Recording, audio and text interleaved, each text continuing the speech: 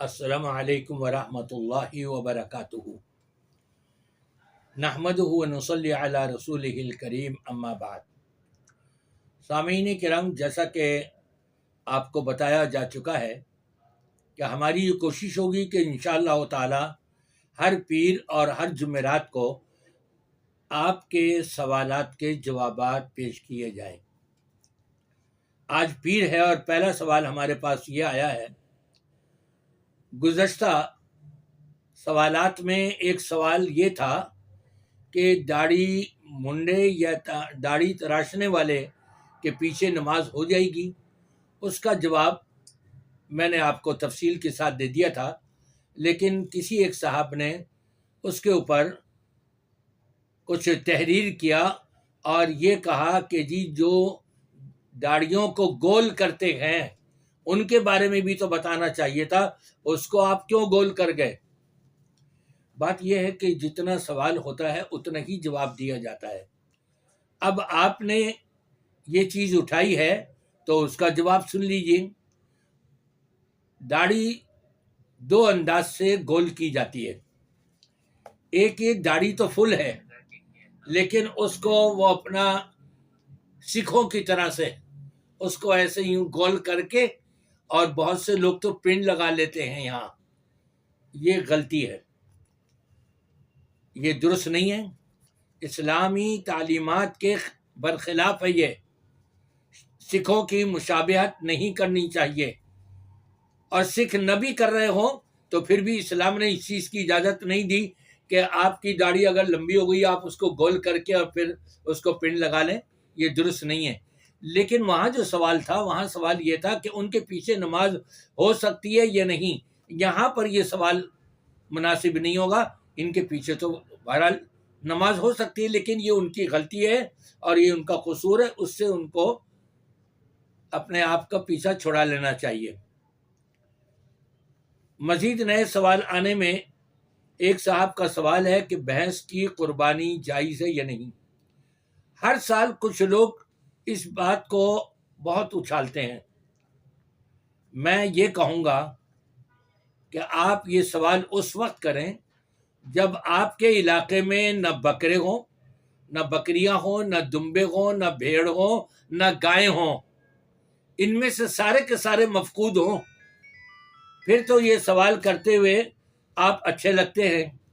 لیکن ہر سال یہی سوال دہرایا جانا اور پھر اس کے اوپر تبصرے ہونا، اس کے حق میں بھی اور اس کے خلاف بھی، میں اس چیز کو مناسب نہیں سمجھتا۔ اور آپ کو بھی معلوم ہے، مجھے بھی معلوم ہے، ہمارا کون سا علاقہ ایسا ہے کہ جہاں پر بکرے، بکریاں، بھیڑ، دمبے، گائیں میسر نہ ہو۔ سب جگہ پر میسر ہوتے ہیں، لہٰذا ہمیں انہی تک اپنے آپ کو محدود رکھیں۔ ہاں، جس علاقے میں ان میں سے کوئی بھی نہ پایا جا رہا ہو، اس کا تو حق بنتا ہے وہ یہ سوال کر لے۔ جب وہ کوئی سوال کرے گا انشاءاللہ آپ کو بتا بھی دیں گے، لیکن اتنا بتا دوں علماء کا اس میں اختلاف ہے۔ پھر ایک سوال کیا گیا ہے کہ اجتماعی قربانی کرنے والا اپنے لیے کچھ لے سکتا ہے یا نہیں۔ اجتماعی قربانی کے اندر جو اجتماعی قربانی کا اہتمام کر رہا ہے، اگر اس نے حصہ ڈالا ہوا ہے اپنا، تو اسی حصے کے برابر لے گا جتنے اوروں کو مل رہا ہے۔ لیکن اگر اس نے حصہ ڈالا ہوا اور اپنے حصے سے زیادہ لے رہا ہے، مثال کے طور پہ بھیجا بھی لے گیا، گائے کا پائے بھی لے گیا، بونگ کا گوشت بھی لے گیا نہاری بنانے کے لیے، وہ الگ کر لیا، چاہے وہ حصے دار ہو یا حصے دار نہ ہو، یہ ایسا نکال کے الگ کر لینا شرعاً جائز اور درست نہیں ہے۔ قطعی طور پہ یہ چوری ہے، اور چوری کی اجازت اسلام نہیں دیتا۔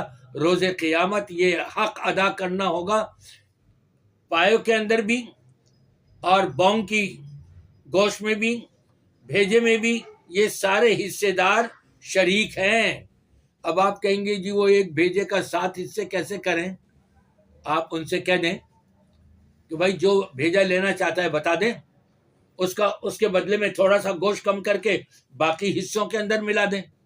جو بونگ کی بوٹی لینا چاہ رہا ہے پہلے تو سب سے پوچھ لیں کہ کیا ایسا آپ کو پسند ہوگا کہ ہم بونگ کی بوٹی کسی ایک کو دو کو دے دیں اور باقی آپ کے اس میں اضافہ کر دیں. اگر وہ اس کو قبول کر لیتے ہیں کہ ہاں جی ٹھیک ہے کوئی بات نہیں تو چلو صحیح ہے.